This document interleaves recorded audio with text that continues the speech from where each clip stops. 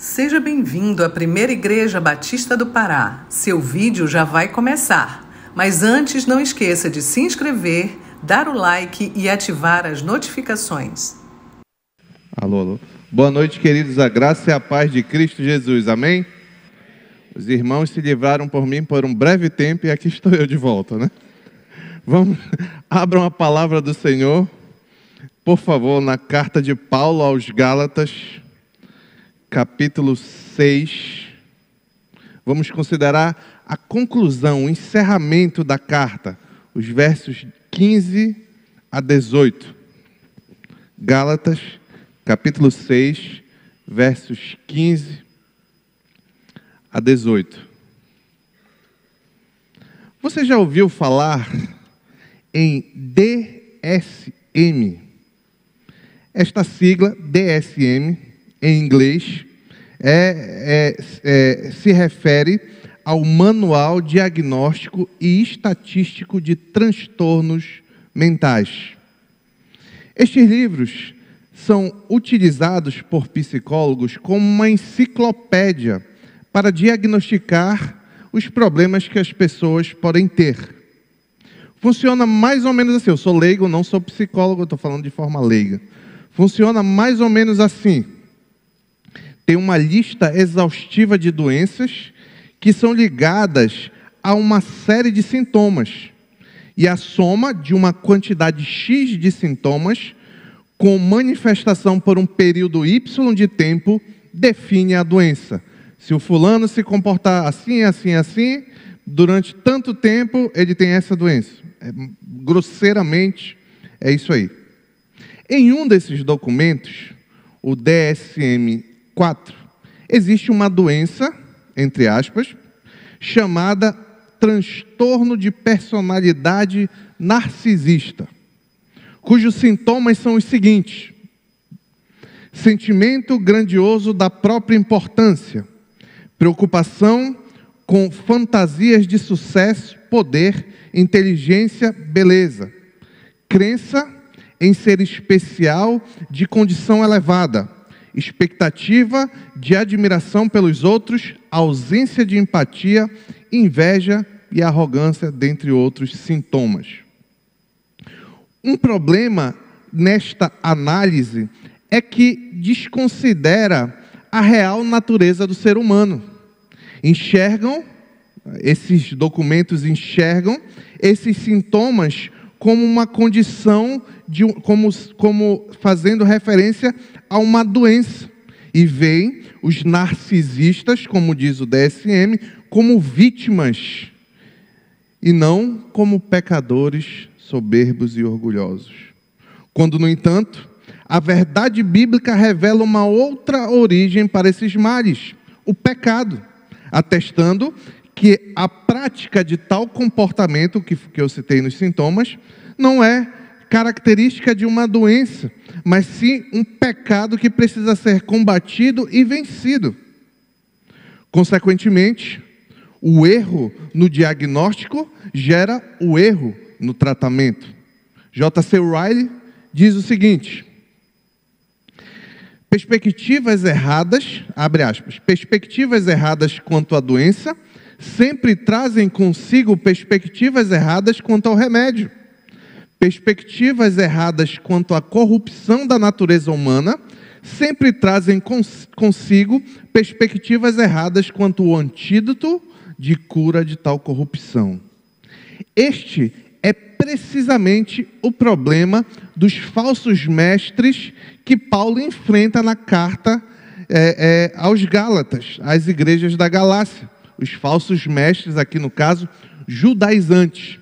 E para ver como Paulo conclui essa confrontação, vamos, enfim, ler o texto da palavra do Senhor que está em Gálatas, capítulo 15, versos 15 a 18. Gálatas, capítulo 6, verso 15 a 18. Obrigado. Gálatas, capítulo 6, verso 15 a 18. Diz assim: de nada vale ser circuncidado ou não. O que importa é ser uma nova criação. Paz e misericórdia estejam sobre todos os que andam conforme essa regra, e também sobre o Israel de Deus. Sem mais, que ninguém me perturbe, pois trago em meu corpo as marcas de Jesus. Irmãos, que a graça de nosso Senhor Jesus Cristo seja com o espírito de vocês. Amém.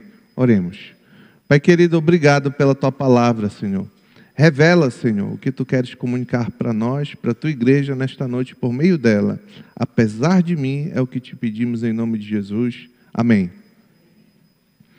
Queridos, estamos na parte final deste importante documento escrito pelo apóstolo Paulo, em que a razão central desta carta, uma das razões centrais, mas para você entender o contexto a melhor, é que Paulo está enfrentando mestres judaizantes. Existiam homens nas igrejas da Galácia que se diziam convertidos ao cristianismo, mas que ensinavam práticas e ritos judaizantes, como necessidade de circuncisão, como necessidade de rituais de higienes específicos e etc. Eles diziam o seguinte: não, Cristo é muito bom, Cristo é o Messias, Cristo é o Salvador, mas eu preciso de Cristo mais isso, mais ser circuncidado, mais fazer rituais A, B ou C, mais guardar o sábado, mais etc. Então, esse era o problema que principal problema que Paulo confronta nesta carta. O texto que nós lemos está na parte final da carta, quando Paulo, para dar ênfase, passa a escrever de próprio punho, com letras grandes, como ele diz no verso 11. Nesta seção, do 11 ao final da carta, do 11 ao 18, encontramos de forma resumida e com grande ênfase, como eu já disse, os ensinos centrais dessa maravilhosa carta. Nos versos 11 a 14 do capítulo 6, vimos o grande contraste entre o caráter dos falsos mestres, dos falsos pastores judaizantes ali da região, e o verdadeiro mestre, o apóstolo Paulo. Leia, volte um pouquinho, vamos ler aqui o verso 11 a 14. Paulo diz assim, a partir do verso 11: vejam com que letras grandes estou lhes escrevendo de próprio punho. Os que desejam causar boa impressão exteriormente, tentando obrigá-los a se circuncidarem, aí olha que esse ponto é importante, agem desse modo apenas para não serem perseguidos por causa da cruz de Cristo. Deixa eu lembrar um pouco mais do contexto aqui aos irmãos. Principalmente no primeiro século da igreja cristã, os maiores perseguidores da igreja não eram o Império Romano. O Império Romano achava que o cristianismo era mais uma seita dentre tantas seitas do judaísmo. Então, quem perseguia Cristo no início, quem perseguia a igreja no início do primeiro século, era principalmente os judeus. Foram os judeus que perseguiram Cristo até a morte. Foram os judeus, representados por Paulo, que perseguiram muitos antes da conversão de Paulo. Então, olha a razão aqui, Paulo está dizendo qual é a razão pela qual aqueles homens defendiam a circuncisão. Por quê? Porque se eles defendessem práticas judaizantes, eles dificilmente seriam perseguidos. Aí por isso que ele diz, eu vou ler novamente, eles agem desse modo para não serem perseguidos por causa da cruz de Cristo. E continua no verso 13. Nem mesmo, a crítica de Paulo aos mestres, nem mesmo os que são circuncidados cumprem a lei. Querem, no entanto, que vocês sejam circuncidados a fim de se gloriarem no corpo de vocês. Paulo descreveu aqui os falsos mestres que ele combate. Eles queriam, em primeiro lugar, fugir da perseguição, e em segundo lugar, honra própria. Eles queriam se gloriar na quantidade de cristãos circuncisos que eles conseguiam realizar. Aí no verso 4, Paulo, em completo oposto, ele apresenta as características de um bom mestre, no verso 14. Quanto a mim, Paulo, que eu jamais me glorie, a não ser na cruz do nosso Senhor Jesus Cristo, por meio do qual o mundo foi crucificado para mim e eu para o mundo. Dito isso, na parte final, nos últimos versos da carta que vamos considerar hoje, Paulo apresenta a importância e as consequências daquele que foi transformado pelo Evangelho do nosso Senhor Jesus Cristo. O primeiro ponto eu chamei de importa nascer de novo. Importa nascer de novo. Como o pastor já adiantou, um parênteses aqui, como o pastor já adiantou, foi meio de supetão assim, não deu tempo de preparar a arte. Mas quem tem o costume de anotar, o título da mensagem é Somente a Graça, tá bom? Então vamos lá, voltando aqui para o primeiro ponto. Primeiro ponto, importa nascer de novo. Gálatas capítulo 6, verso 15, que eu vou ler novamente. Pois nem a circuncisão é alguma coisa, nem a incircuncisão, mas o ser nova criatura. Este verso 15, à primeira vista pode não parecer, mas contém uma das mais importantes verdades cristãs em toda a epístola de Paulo aos Gálatas, um verdadeiro extrato concentrado desta carta, e é um versículo maravilhoso, lindo. Marque aí na sua carta, na sua Bíblia, se você ainda não marcou. Isso porque a circuncisão, o fato de circuncidar o menino que nasceu ao 8º dia, era um dos principais problemas na igreja da Galácia. E não só os que nasceram ao 8º dia, que era a prática judaica, mas também aqueles que se convertiam ao judaísmo, tá bom? A circuncisão era uma norma de observância obrigatória entre os judeus. Um rito em que o prepúcio dos homens, dos meninos ou dos homens que se convertessem ao judaísmo, era retirado como sinal da participação na aliança da comunidade judaica. Só que os mestres judaizantes, ali a que Paulo confronta, insistiam que os cristãos observassem também esta cerimônia, como sendo necessário para o verdadeiro cristianismo. Porém, Paulo vai esclarecer que o verdadeiro cristianismo é diferente, não depende de rituais. Por isso Paulo diz, pois nem a circuncisão é coisa alguma.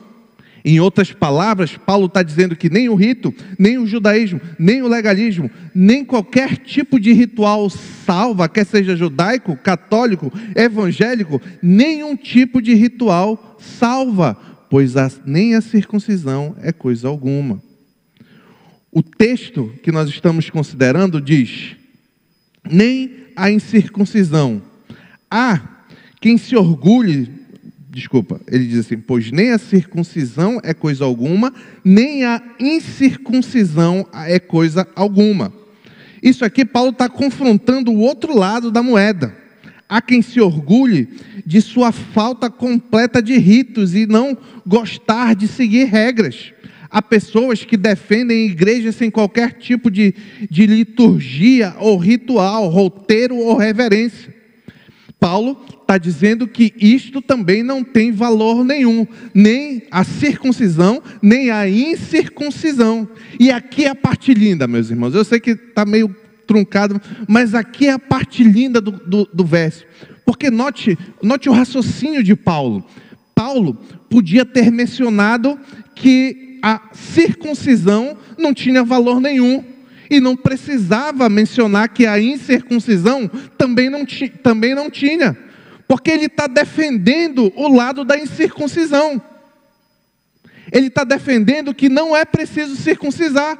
Então ele poderia dizer, olha, a circuncisão não tem valor nenhum e parar por aí. Mas ele não faz isso. Ele não faz isso. Ele fala, olha, é possível que Paulo esteja imaginando que os ouvintes de está vendo? É quem não foi circuncidado, então, que tem valor superior. Aí Paulo diz, não. Nem a circuncisão nem a incircuncisão. E qual é o objetivo de Paulo nesse argumento?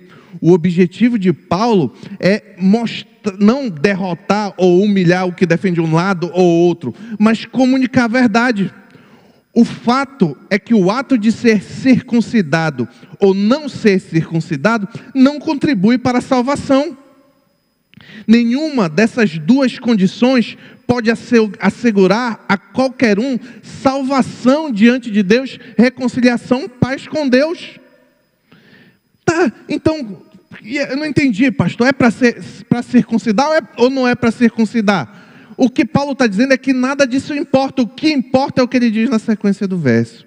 O que importa é ser nova criação. O que de fato tem valor perante Deus é ser uma nova criatura. Deus quer ver a vida do seu povo transformada. Ou seja, filhos que tiveram o coração regenerado e consequentemente buscam uma vida de santidade. Esse que foi o evangelho ensinado pelo Senhor Jesus. Não o evangelho de ritos, nem o evangelho sem ritos, mas o evangelho da transformação. Transformação operada pelo Espírito Santo de Deus, que transforma o coração do homem e o faz buscar, querer caminhar em uma vida de santidade agradável a Deus. É por isso que Jesus Cristo, conversando com Nicodemos no Evangelho de João, diz: ninguém pode ver o reino de Deus se não nascer de novo. Essa criação, essa nova criação, esse nascer de novo, está em contraste à velha natureza, à velha condição desgastada do homem morto espiritualmente. Paulo está dizendo que não importa as suas obras, em primeiro lugar, que rito você adota ou deixa de adotar. O que importa é se você foi regenerado pelo Espírito Santo de Deus e agora você é nova criatura em Cristo Jesus. E aqui há algumas lições para mim e para você. O cristianismo verdadeiro, os verdadeiros cristãos, são aqueles que são transformados pelo Evangelho do Senhor Jesus. Homens maus vão se tornando, pela graça e misericórdia do Senhor, pela capacitação que há em Cristo Jesus, em homens bons, que transforma o homem escravo afundado na lama do pecado em filhos de Deus capacitados para a obediência. Esse é o verdadeiro cristianismo. E aqui vem uma pergunta, para mim, para você, extremamente necessária. O que o Evangelho, o que o ser nova criatura, nós que professamos essa verdade, o que o ser nova criatura tem transformado na minha e na sua vida? Quando você olha para trás, o que você enxerga de quando você foi convertido ao homem ou à mulher que você é hoje, o jovem, adolescente, criança, todo mundo que professa que foi alvo da obra do nosso Senhor Jesus Cristo, que crê no Evangelho, o que você que professa essas verdades enxerga na sua vida hoje? Você se tornou mais piedoso? Se tornou um marido melhor? Um pai melhor? Uma esposa melhor? Uma mãe melhor? Uma irmã ou um irmão em Cristo melhor? Você se tornou um empregado melhor?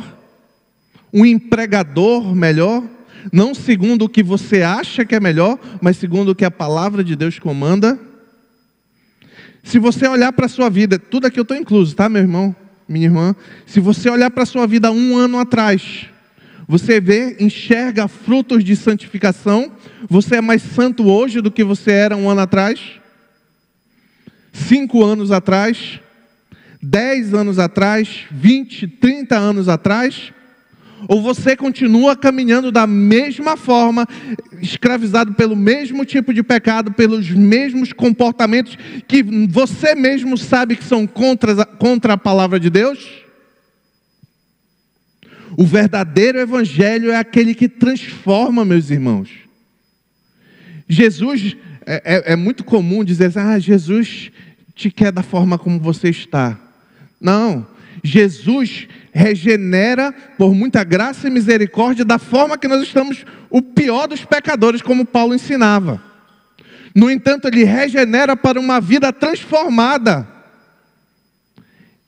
que vai se transformando cada vez mais em vitória, cai, mas levanta, e vai crescendo em santidade, sendo cada vez moldado à imagem e semelhança de Cristo Jesus. Esse é o objetivo do nosso cristianismo. É um dever seu e meu. Eu não posso daqui a 5 anos estar afundado na mesma lama que eu estou hoje. Esse é um desafio para cada um de nós. Porque se nós somos habitados pelo Espírito Santo de Deus, é o Espírito que nos santifica, nos tira da lama do pecado e nos transforma cada vez mais segundo a vontade de Deus. Uma realidade que talvez você que esteja aqui não sabe, é que toda a humanidade faz parte de uma das duas criações. Ou é velha criatura, ou é nova criatura. Não tem meio termo. Ninguém está em cima do muro. Ou você crê no Evangelho do nosso Senhor Jesus Cristo e luta contra o seu pecado como nova criatura, com o sentido de ser cada vez mais santo, apesar de todas as dificuldades que todos nós conhecemos, ou você está conformado e acha que não tem problema nenhum com a sua velha criatura, os seus pecados. Só tem duas opções, meus irmãos. Só tem a antiga criatura e a nova criatura. Lembrem que os esforços como bom caráter e boas obras, que é outra aplicação, tá? São inúteis para alcançar a salvação, mas são consequência da salvação. O que eu estou querendo dizer? Você não é pelas suas boas obras, não é pelas suas boas ações, não é pela sua educação, não é pela sua simpatia, não é por nada disso, nada que você pode fazer que é capaz de lhe salvar da condenação. Porque todos nós, se avaliarmos a nós mesmos, sabemos que somos pecadores. Não existe ninguém perfeito, nunca ninguém na face da terra foi perfeito diante de Deus, à exceção de Jesus Cristo. No entanto, aquele que confia no Evangelho foi transformado por Deus. E agora, como consequência dessa transformação, ele consegue, pela graça, buscar uma vida de santidade. É como Paulo vai dizer lá em Gálatas, volta um pouquinho em Gálatas, capítulo 5, verso 6. É um versículo bem parecido com o que a gente está considerando. Gálatas, capítulo 5, verso 6.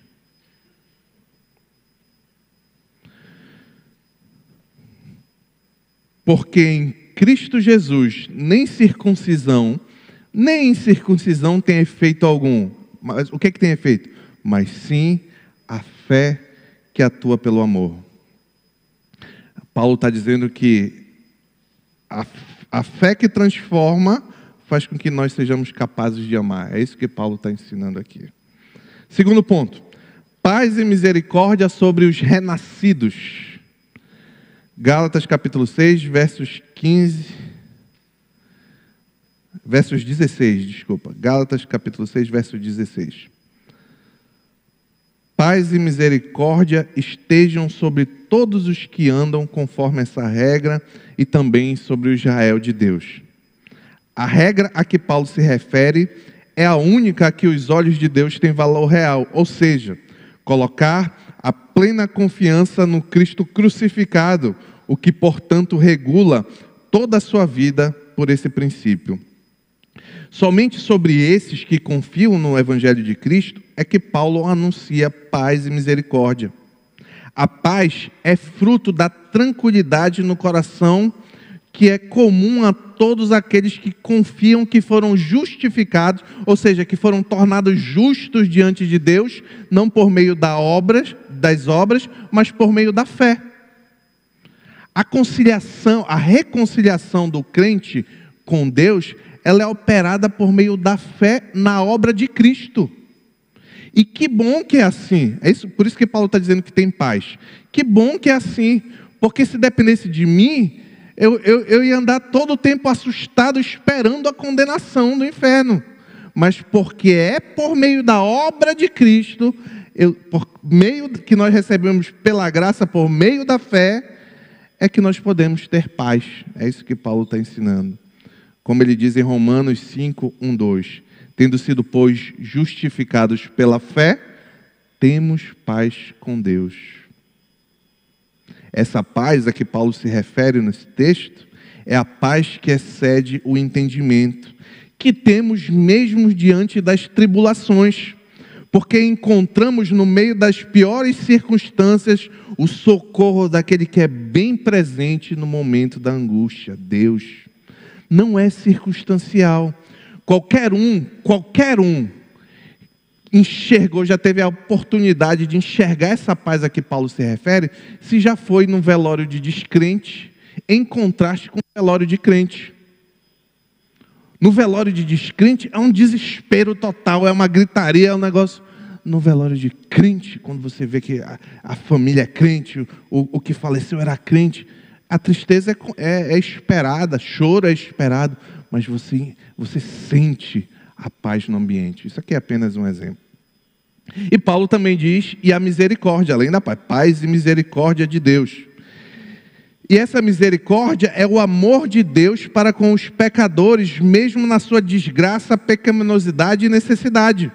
Misericórdia é a boa vontade de Deus para com o miserável e o aflito.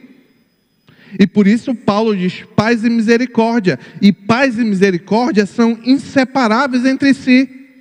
Se a misericórdia de Deus não se manifesta sobre nós, nós não somos salvos pela graça misericordiosa do Senhor, jamais poderemos desfrutar a paz. É por isso que essas coisas andam juntos. E até aqui, meus irmãos, esse segundo ponto, a interpretação do texto, é bem tranquila. Mas tem uma pergunta que nós precisamos tentar responder aqui. Porque depois de haver pronunciado essa bênção de paz e misericórdia, Paulo o apóstolo pronuncia uma bênção divina sobre o Israel de Deus. Será que se refere a uma bênção especial aos judeus? Não parece ser esse o ensino da carta. Se você voltar em Gálatas capítulo 3, verso 26 a 29, Paulo vai colocar todos os filhos de Deus, quer seja de origem judaica ou de origem gentia, no mesmo saco. Olha o que Paulo diz lá em Gálatas capítulo 3, verso 26 e 29.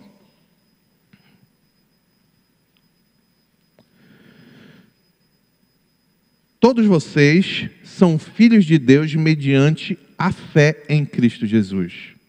Pois os que em Cristo foram batizados, de Cristo se revestiram.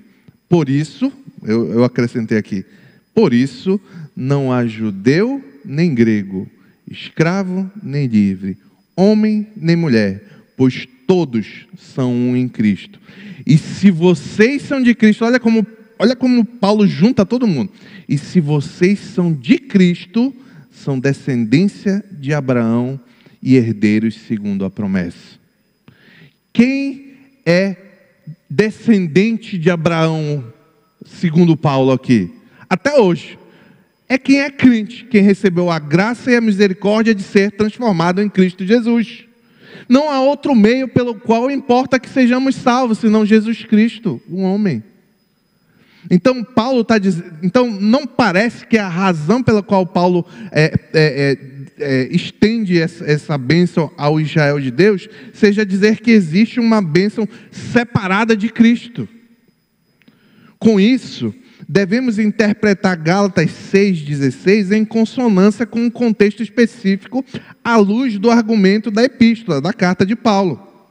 Assim, o termo Israel de Deus, em harmonia com todo o ensino de Paulo nesta epístola, é melhor explicado observando a tradução e também como a saber. Eu vou ler aqui, porque é possível no grego essa tradução, e eu vou ler mais ou menos como ficaria. Ficaria mais ou menos assim: e tantos quantos andarem de acordo com essa regra, paz seja sobre eles e misericórdia, aí, vírgula, a saber, sobre o Israel de Deus.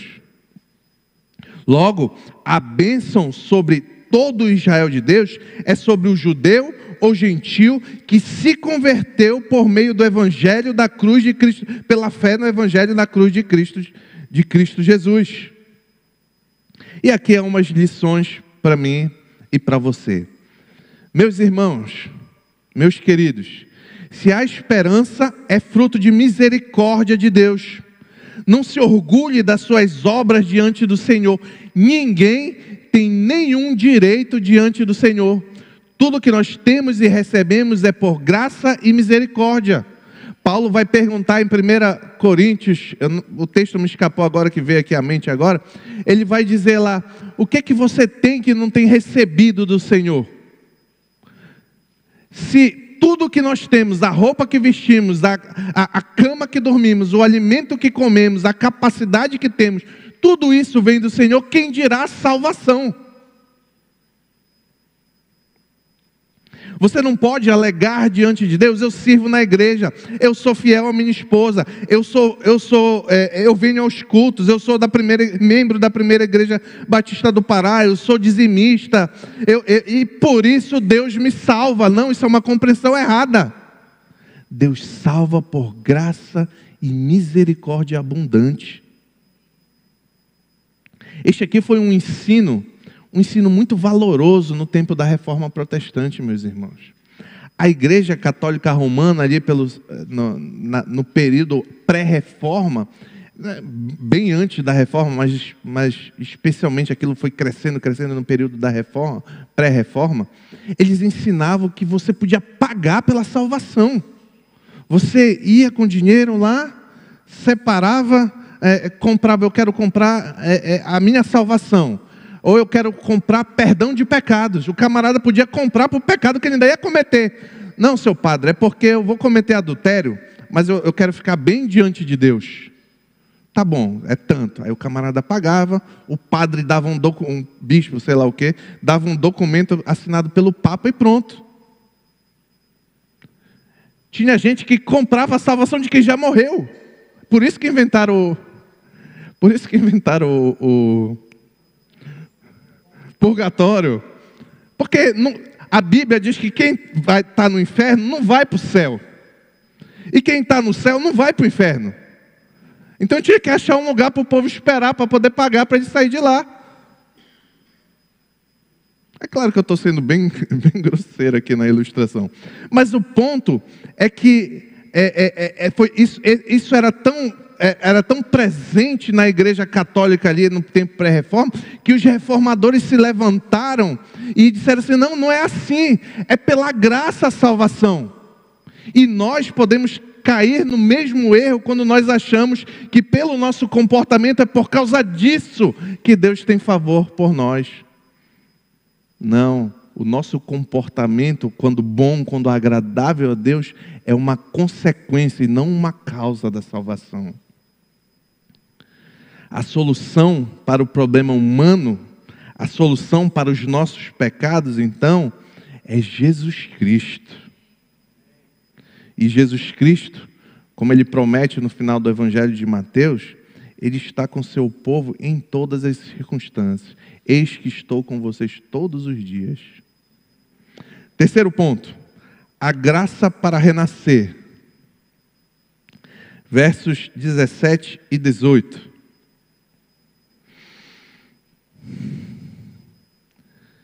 Diz assim, sem mais que ninguém me perturbe, pois trago em meu corpo as marcas de Jesus. Irmãos, que a graça de nosso Senhor Jesus Cristo seja com o espírito de vocês. Amém. No verso 17, Paulo apresenta um pedido final. Sobrecarregado, com muitas responsabilidades, pede que no futuro ele não volte a ser molestado por essas deturpações da verdade, deturpações da verdade partindo dos mestres judaizantes. Aparentemente, a luta de Paulo para guiar os irmãos da Galácia já havia desgastado por demais o apóstolo. Por isso ele diz que ninguém me perturbe, pois trago em meu corpo as marcas de Jesus.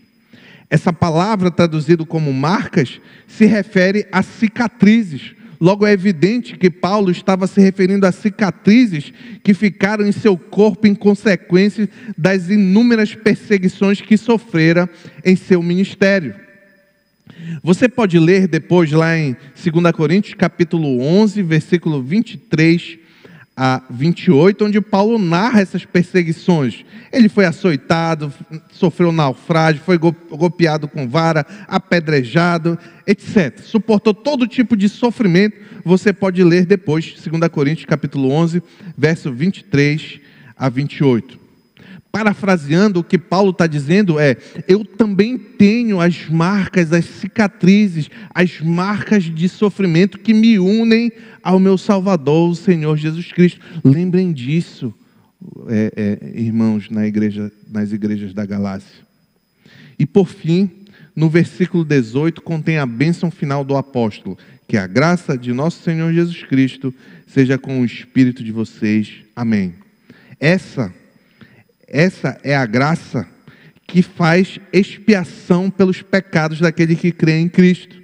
Faz com que o Espírito Santo transforme o coração deles e eles sejam adotados em Cristo Jesus como filhos de Deus. É esta graça que os sustenta e os capacita para que sejam testemunhas vivas e lhes enche o coração de paz e alegria. Finalmente os conduz à sua herança incorruptível no céu, a salvação. A grande ênfase da carta está aqui, pois não é só pelas obras, nem pelos rituais judaicos, mas pela graça que nós somos salvos em Cristo Jesus. E é interessante como ele conclui nomeando o Senhor Jesus Cristo, como Senhor Jesus Cristo. Como Senhor, Ele é nosso proprietário, que nos governa, nos protege e nós pertencemos a Ele e devemos buscar fazer a sua vontade. Como Jesus, Ele é o nosso Salvador, o homem que morreu na cruz e se entregou em nosso lugar e nos capacita a vencer os nossos pecados. Diz lá Mateus 1:21, Ele dará luz a um filho e você deverá dar-lhe o nome de Jesus, porque Ele salvará o seu povo dos seus pecados. E como Cristo, Ele é aquele que foi destinado para ser nosso mediador, principal profeta, nosso único sumo sacerdote e nosso Rei eterno, o Messias prometido. Meus irmãos, concluindo, nosso coração deve ser habitado por dois sentimentos que são decorrentes logicamente de tudo que foi dito aqui pelo apóstolo Paulo. Primeiro é gratidão. É por isso que um crente ingrato, ranzinza, murmurador, que está todo o tempo insatisfeito, ele não compreendeu o que lhe tirou de uma condenação eterna do inferno. Foi a graça. Cristo precisou morrer na cruz do Calvário.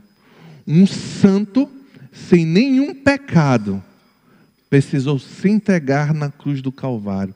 E passou pelo maior sofrimento talvez que possa existir, que foi sentir a ira de Deus e a separação total de Deus ali naquela cruz, em favor de todo aquele que crê. Se você não compreende essa verdade e não tem um coração grato, é possível que você não tenha compreendido o Evangelho ainda. E segundo, humildade. Pelas mesmas razões, o crente não pode achar que tem, pelo bom comportamento, pelo o bom proceder moral, que é isso que torna ele, que faz com que ele tenha favor diante de Deus. Ele tem um bom comportamento, ele pode ter um bom comportamento porque ele já alcançou o favor de Deus, por graça e misericórdia.